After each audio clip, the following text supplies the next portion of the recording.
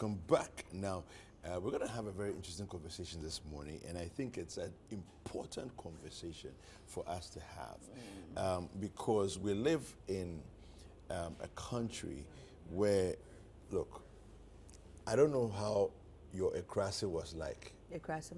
Your Ekrasi. You haven't gone back. No, you haven't gone into any Ekrasi. Okay, I'll Chichire. Yes, I mean himself. What can Chichire want? So I know that there's some Ekrasi somewhere, you know. But I think of back in the day when I would go to play Suhum. Back in the day when I would go to Latte, you know, there was a certain attitude that was among the people, and I'm talking back in the 80s and the 90s, right?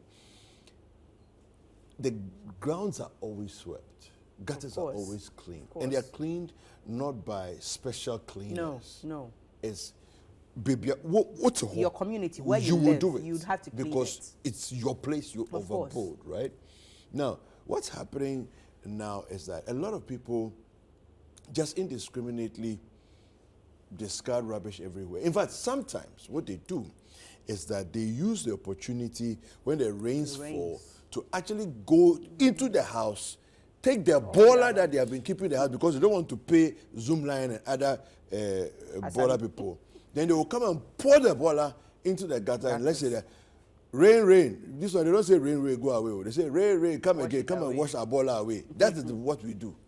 That's where we are. Today we're going to be talking about rubbish and about the filth in our cities and about the road medians. The middle of the road where the pavements are. Yes. Where they are supposed to be overgrown. And they are overgrown. Yes, and they are not being weeded. But you know what? Guess what? Remember when I did the report in Accra? Accra, Mokola. Yeah. Even those places, apart from the growth, and the growth is bad because it's dangerous even for vehicles and driving. The attitude we have is just leave it. Let it be there. One of the worst experiences I've had is in front of the Ghana Telecom University, driving down towards Abeka Junction. Right? The medians are like this. They're taller than you. Above the cars, above the vehicles. Some of them, at certain points, they can reach up to the height of the buses. So imagine if you're taking a U-turn over the Wager Junction all the way to the toll booth. Yes. And beyond. Yes. There was one report I did some years back because there was a road crash. What happened was the median had grown too much, way too much, so much so that when you're taking a U-turn around the toll booth and at the Wager Junction, you can see an oncoming car. So there was a huge crash and 2 people died on the spot. Yeah. So this is something we really need to discuss. We really need to get into and know the appropriate authorities and what is being done about it. Because if we do not wake up as a people and create communities by ourselves, individuals coming together to create groups, form groups, to realize that sometimes government will not do this for us. So we have to rise up to the task and do the cleaning, do the weeding, and do the clearing ourselves. Then trust me, one day we may be sitting down with our hands in between our thighs and we may lose so much when it comes to our road clashes and the medians that are affecting us. So we have in-house. Yeah. Can introduce. Well, we have a report. Let's take a look at this report filed by our colleague, Philip Nilate. When we come back, we'll have some conversations about this. Keeping the median of roads tidy adds up to the beauty or the aesthetics of that particular road. On most roads in the capital, the median of these roads are bushy, a situation that is affecting the visibility of drivers, and also some pedestrians find it very difficult to cross these roads. A number of roads in the capital have their medians bushy, especially from Banya to Ablekuma Curve, and also from that same stretch, that is Ablekuma Curve to Pokwase. They have to clear it because today, if it's not by God, like we get accidents. We were crossing, we didn't see the car was coming, and we ran by. They should clear it, and we need a zebra crossing. What I can say is that they should clear here for us, so that when we are crossing the road, we can cross it easy. Mama accident to see. Na kwano so efu sa na omo wa just a prison for na ebedo. Nti de bia ha se ya na tie. If you call lebu ina sa na etie. Lebu mpo efu sin ha. Otumi fu sa. Betumi yan krantie ina wo. Dia ha me ne say. The omo mu twam ne dia me ntumi hu say bibia ha won dia ne obi afu na kekeka omo na hu ne ha won dia. Ba me dia ha me ne say a high estate. So mo na mo kwan no so a mo tumi be gina obi jinso de na otumi jinso kwan no so. So ya say abroche enya sa na no ha so Ghana for de bibia yetumi ya. So mo tumi ya sa na no ha pa. Obi jinso de na on kwada wa obeba be gina kwan no mu. Na wa jinso. So mmedo omondo o de bia omondo na won ya clear. So omondo a high fefe. Fence say odu awish market. One say on bush I pan say obi a o free public ma okwa. One say U-turn ediba police station no on a very dangerous. They be accident here. Yeah. All the semi see me boy them that accident here pa bush na ema. Enti odobe sim on do this speed there ediba enti ekoso accident up. If you make U-turn because of the bush you can't see the U-turn. So if the car is coming out, then you can maybe you can crash. The government can support you to do it. Yeah. So make it, you can take some people, they maybe 1 man, 2 weeks, they come and read them so that the road make clear.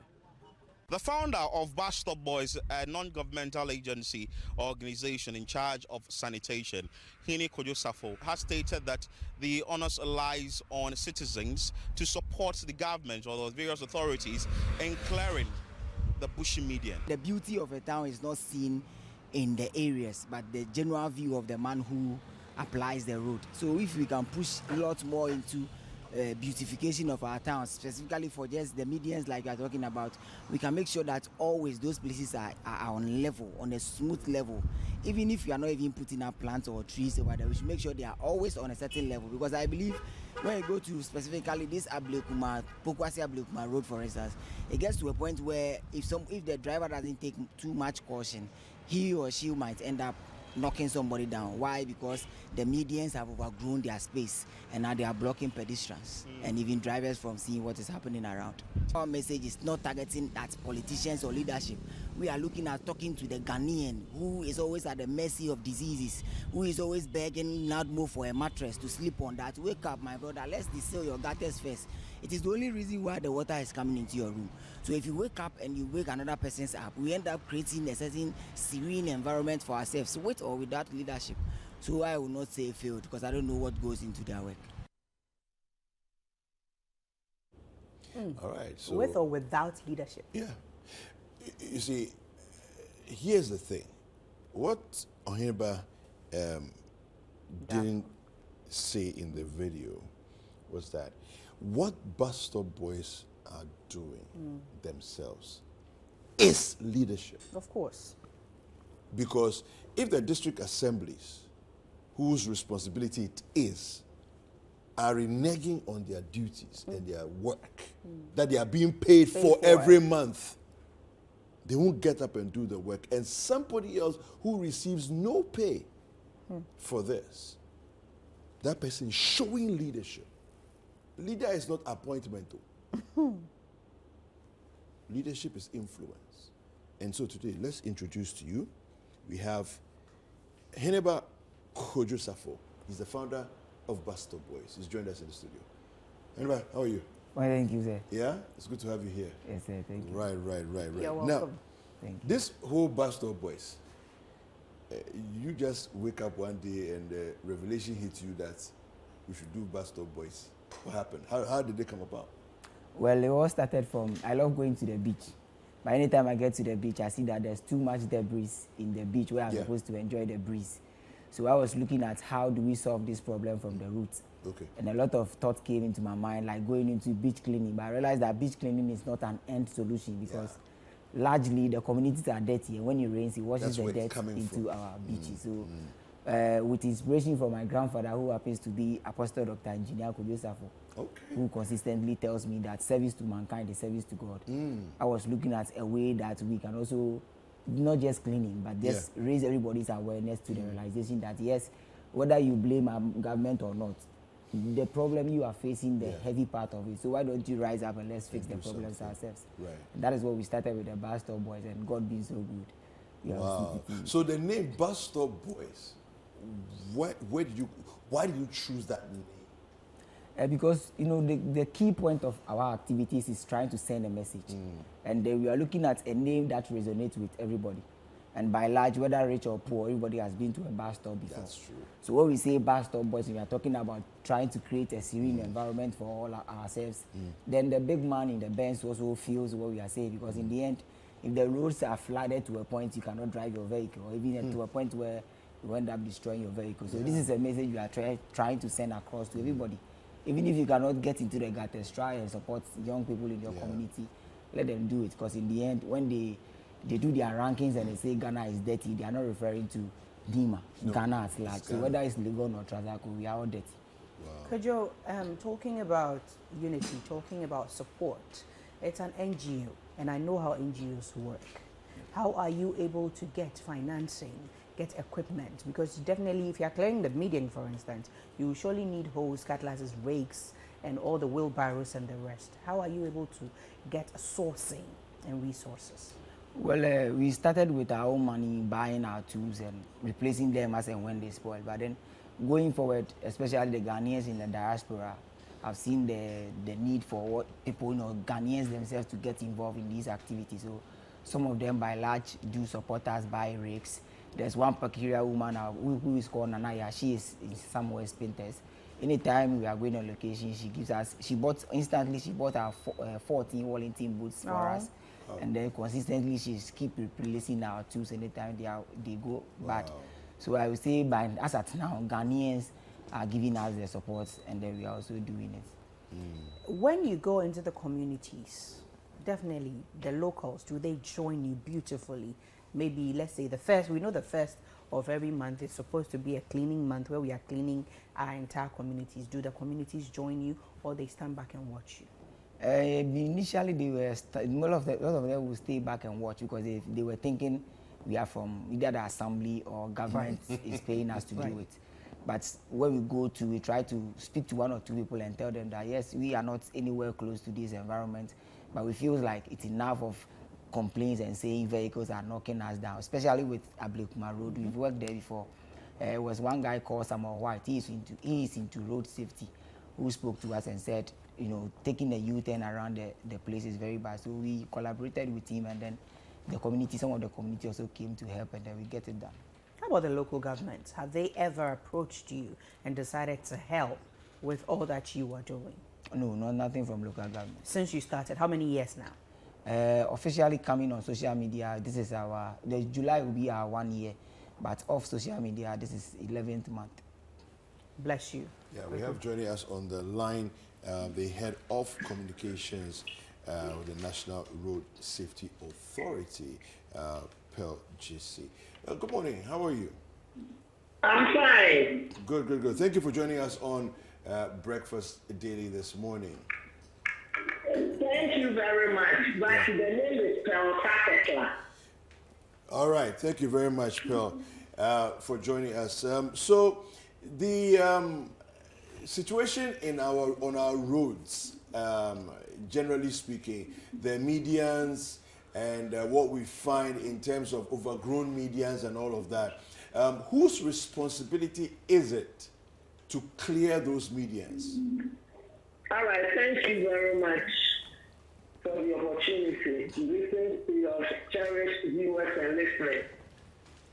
The responsibility of the growing median, the maintenance of it, lies in the hands of the Ghana Highway Authority, or the district, municipal, or metropolitan assembly within that area, in collaboration with the Ghana Highway Authority. Those are the people responsible for the median on our roads. All right, so it's a dual purpose thing, or is it one or the other?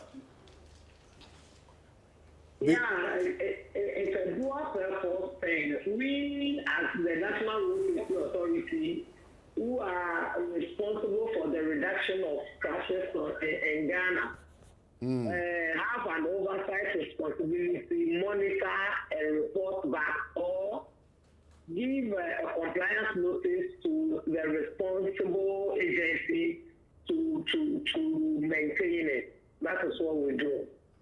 Okay. So right now that we see medians in different places that are overgrown, who should we take to court?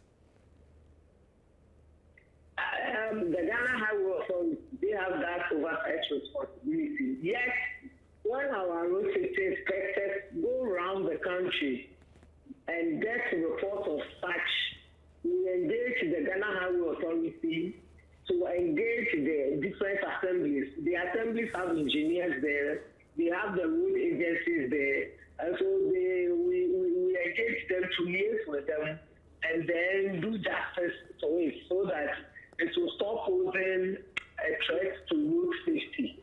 We have done that several times. They've cleared paths, and some of their excuses that the contractors that are contracted to weed, sometimes they don't stay them, and so going for them again becomes a headache. And sometimes they also have to get funds for resources before they are able to clear it. And so we have been in touch with them, we've written compliance notice to them. And so the ones that they are able to do, they do. The ones that is out of their jurisdiction because of lack of funds or any other reason, that one we can't talk to them.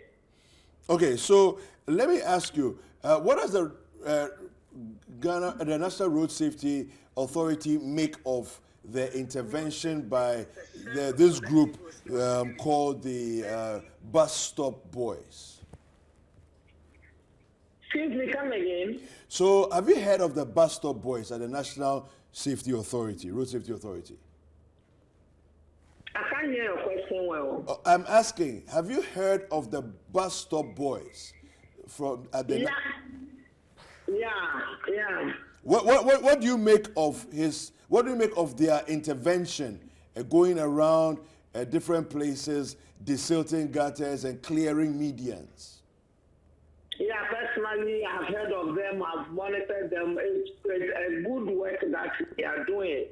But as to whether they have been authorized by the necessary authority, which is the assembly, or they are being coordinated, they are being supervised to do the right thing at the right time, is what I can't talk to now. Okay, but do they need authorization to do what they are doing?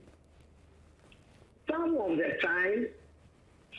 times you need to be supervised because you are doing your voluntary work. But is this up to standard? Somebody has to know. Somebody has to make sure you are doing the right thing at the right time.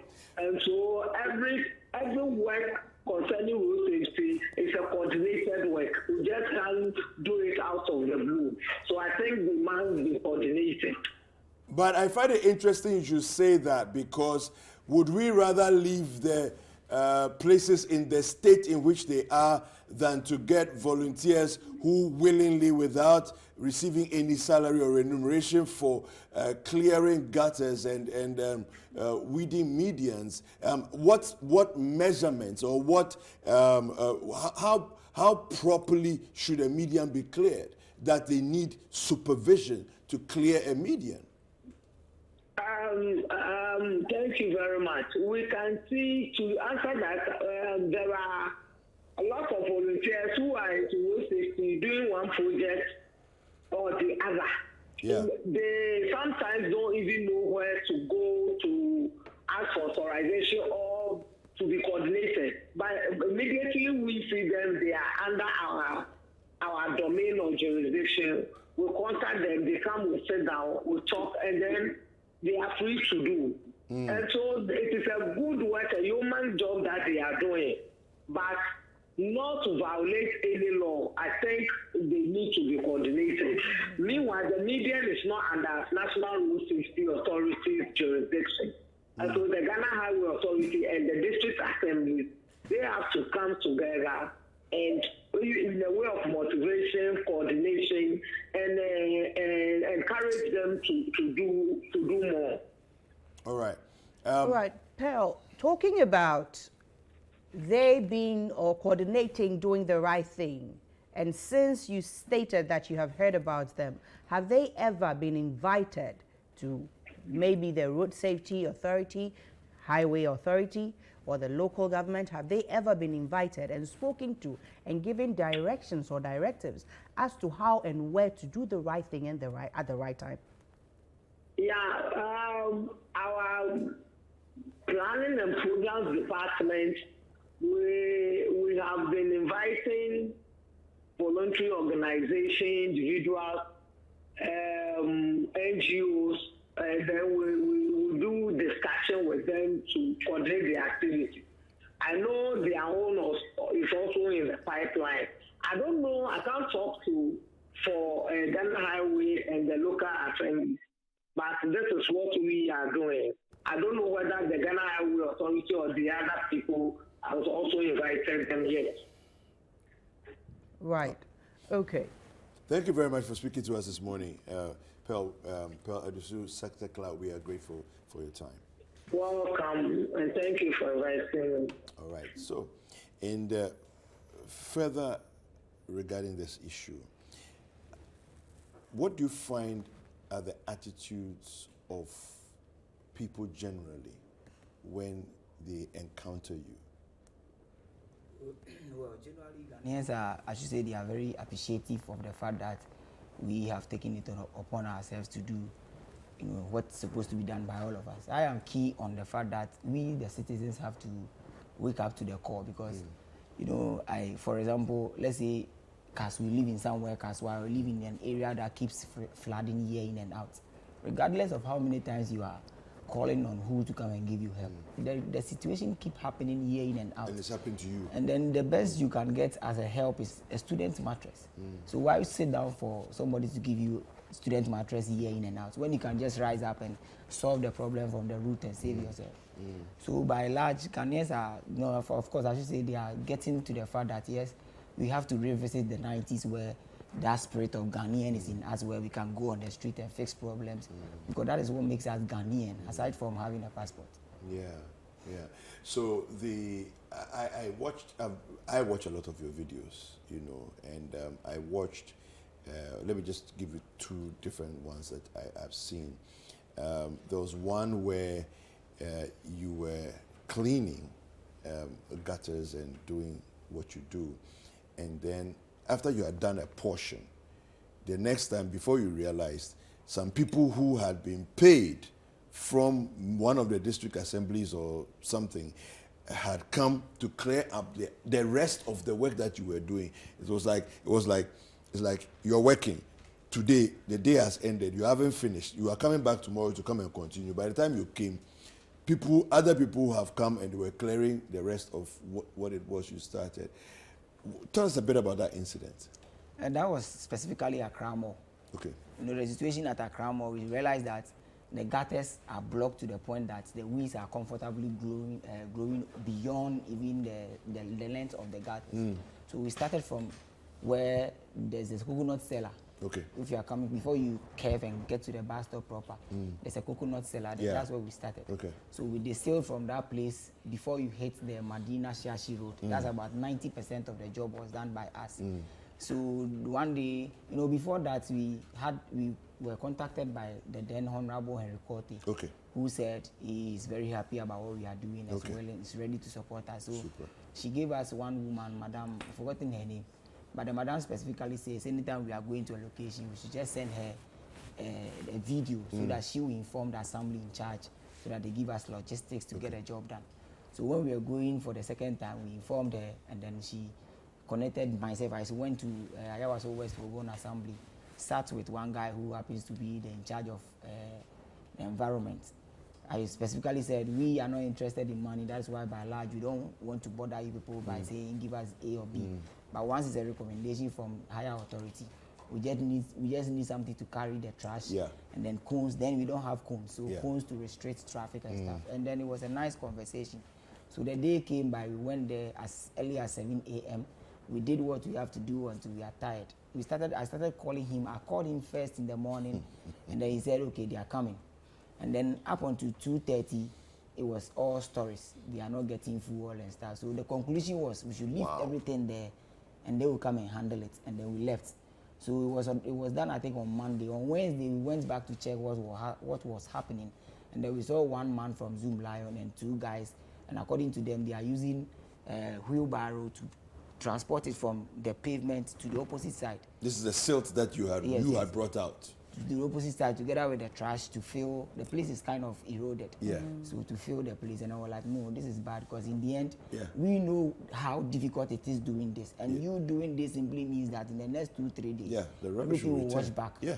So we took it upon ourselves. Then we didn't have any aboboya, so we spoke to one of these aboboya guys who pick trash, and then we went there with a guy to take everything out. But whilst we were doing that, we saw, an elderly man, about 5-6 of them, doing the 10%. We have the 10% left, and we asked them. We even thought they saw the need for, to also join in and support. Yeah. By speaking to them, and they said they were contacted by the assembly to do that 10%, and then we said, okay, fine. Then we also have to issue a disclaimer to show that the 90 was done by us for voluntary services, so nobody should claim.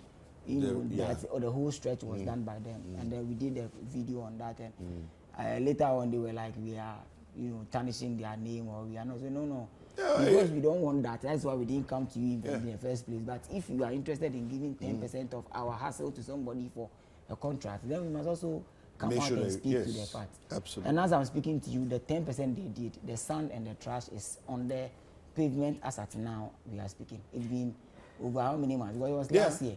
And what they did is still there.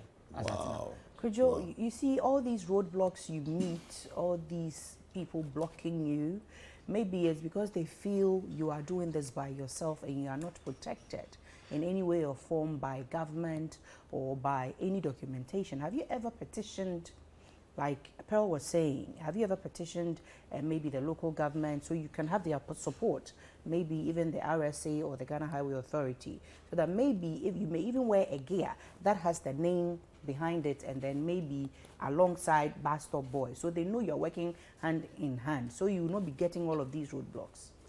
Well, it's a good call, but if I was looking at it from the normal Ghanaian perspective, where trying to speak to an assemblyman is a headache. Talk less of the MCE or even the ministry themselves. I know the stress we go through, and our motivation is not that we want money. We just feel like at this point in our time as young people, we need to upfront problems that we can solve within our reach. Because clearly there's a youth anthem that mandates us to arise for our country. So I feel like if there's a problem in our community and we can solve it, and as long as we are not saying give us money to go and buy the tools and we can afford the tools, then let's just get it done and save ourselves from the stress and people thinking, oh, the people are in for money and that's why they are on the other. That is one reason why we haven't been, proactive enough to get in contact with them. Yeah. So I find it interesting how that it's almost like volunteerism. Well, you would say it's dead, but obviously it's not dead, because here you are doing this voluntarily. But Ghanaians seem to have the impression that if you are doing it and nobody is paying you, no, somebody must be paying you. It's like we can't believe that anybody will just get up and do things without having somebody lining their pockets. What do you say to people who think like that? Well, for me, my understanding of life is our ability to serve people without attaching interest. Because I believe that the true purpose of why we are on earth in the first place is to make this place serene for ourselves. So if I am not getting paid and I can do something within my reach, I believe that I don't have to necessarily become somebody, a leader, or to be voted for before I can help create the serene environment that we all want. Because in the end, like I keep saying, I always look at it from the point where there's a, let's say, an outbreak of, let's say, cholera. I don't have what it takes to flew in and out of South Africa for treatment. So I feel like I don't have to wait for the situation to get very bad before I start complaining. If now that the rains are starting, if all of us could come back to the fact and say that yes, Kaneshie is one place that we all know is very prone to flooding. What do? Forget about who is in charge and who is not. Let's go and put the place in order. If the gutter is sorted, let's clear the silt. Because in the end, whether you go to Kaneshie or not, the foodstuffs that get flooded within the period are not being thrown away. No, they wash them and resell them to us. So why do we sit back and then tickling ourselves and laughing in the name of? So I feel like, no, forget about money, because money is not everything. Today, if I'm sick and dying, my money cannot pick me up. It will take humans. So if I have the ability to raise humans or to give them love, for me, I believe that is the best kind of service anybody can render to God. But you've had some interesting visits as well, which are very positive and very encouraging from people in authority. Apart from Henry Kote, who you mentioned, who gave you kudos, who else has paid a visit? The minister designates, I think she's awaiting approval for sanitation. Okay. She also invited us and said she also believes in our cause and want to support. But like I'm saying, she has been vetted and waiting approval. So according to her, we told her that our interest is not just interested in just not cleaning. For me, if everything is okay, I would like to sit back and go, because I'm a civil engineer by practice. Okay. And I know what goes into road construction. Just this morning, as we were coming somewhere around Nyameche before Mambo Sport, somebody has decided to tip like sand to block the gutter. I have the video here. Wow. And then in the end, it has blocked the gutter to an extent that the water is now running on the street. And from my construction perspective, water the road biggest enemy is water. It's water. So that's why they designed the road in such a way that it's tilted. Yes. But this is what citizens are doing. So we are saying that in as much as we want to blame leadership always for whatever is wrong in our communities, why not being a watchdog in our communities and put people in check? Because you cannot, based on your own interests, put everybody at risk. So yes, we believe that we should be up and doing, because in the end, if we don't, and in the next 50 years as a young man, I know my son or my child is just entering into a ditch, and that is what I'm trying to prevent. If not for anything, those who come after us should have. Oh, I feel you. Do you think awareness has been created enough for and to the citizenry for them to know that this is what you are doing, that, like you're saying, in 50 years to come is going to affect all of us, and the leadership we have now, sorry to say, they would have been dead and gone. It's up to us to be able to keep or hold firm what we have. Do you think awareness has been created enough? I would say no. And for me, I see for any leadership to succeed, they first have to empower the people to solve their own problem. I find it very, very bad when somebody mounts a platform and says, vote for me and I'll come in, fix A or B in your area. You can't. Why not be honest to the people and tell them, vote for me and I empower you to fix your problems? Because if you are empowering everybody to rise up and clean their communities, the assemblies will be at peace. Then in the end, they will more or less act like supervisors going around communities and see who is creating what mess, and the Lord deal with them. So I feel like at this point in our lives as a people, as Ghanaians, if truly and really we have this country at heart, then we should change some of the things that we do, and then find a way of empowering the people, and then taking on who has to be taken on.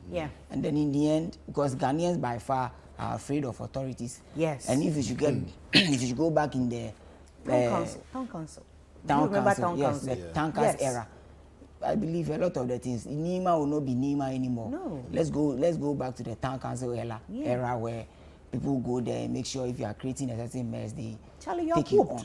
And it is done. Well, sometimes I feel like we have been so much interested and happy about modernization to the fact that we are trying to leave who we are behind. But who we are is actually what defines us. If we should go to the understand where we say modernization and we want to give up on everything that is us, then we don't have a history. And the people without history are more or less like artificial beings. It is history that makes you. So who we are the Ghanaians that fix problems way back in the 90s with or without necessary interest and attachments. No. Kojo Safo. Thank you. Thank you very much. Let's talk about what we're seeing here on the screen. Can you tell us about it? Yes, this is a bypass. If you are connecting from Spintex to East Legon Underpass. Oh, okay, the underbridge. Yes. And before we got there, actually somebody called us that want to support us at East Legon, what's the name? So we were just using the stretch and you saw that, no, it's a gutter actually, but the weeds has grown to understand that you hardly see. You don't even realize there's a gutter there. So we took a little survey and realized that the construction that went on top of the gutter is a place predominantly full of sand. And in the course of the construction, they were trying to give way for water to run. But they didn't do anything about, they didn't thought about probably the sand too will run as well with the water. So there's a huge gap that allow both water and sand to run. So even with what we have done, we did a video trying to show them what is the root cause.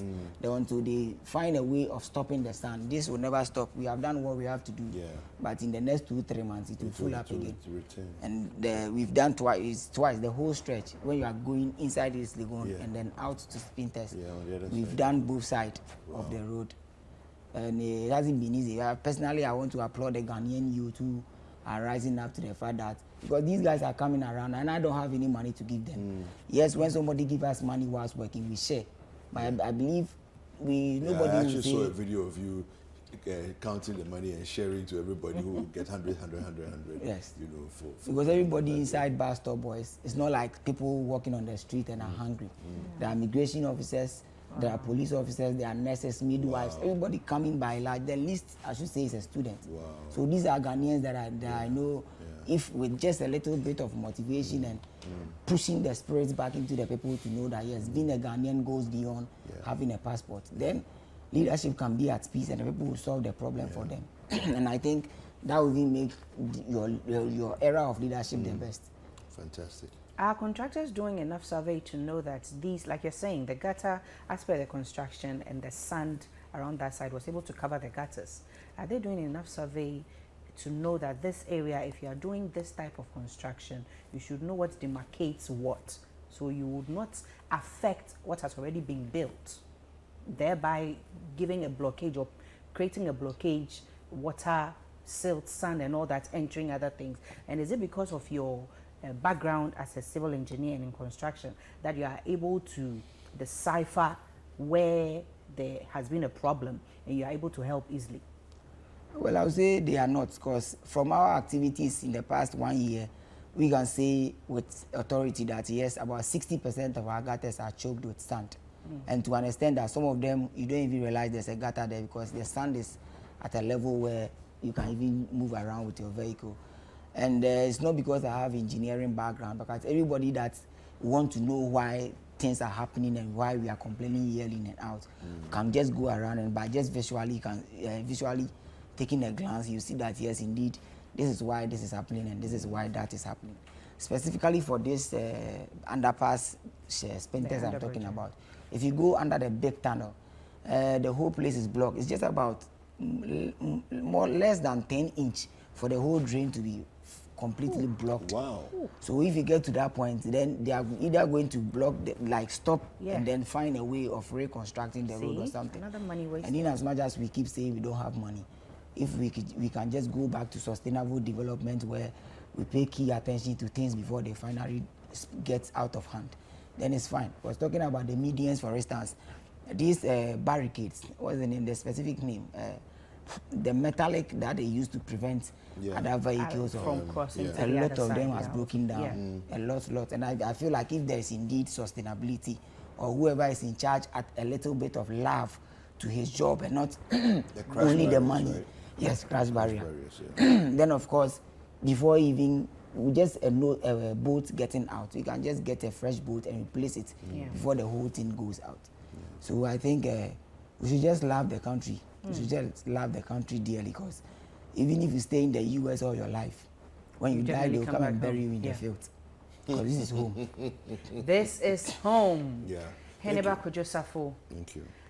We're really grateful for the time we are so grateful. Thank you. And I just want to say, God bless you and strengthen your hand. Yeah, and give you all the support that you need to keep doing what you're doing. Right. And I'm sure as people are watching, there are many more people who are of repute who will be joining the Bus Stop Boys, you know, because I'm sure there are people who feel your passion, but it requires leadership. It requires for somebody to take the lead and say, we are going to join me, let's go, you know, and you've done that. And so now you've created a vehicle for people to get on board and be part of it. Right. Thank you very much. We've been speaking with Heneba Kojosafo. He is the founder of Bus Stop Boys.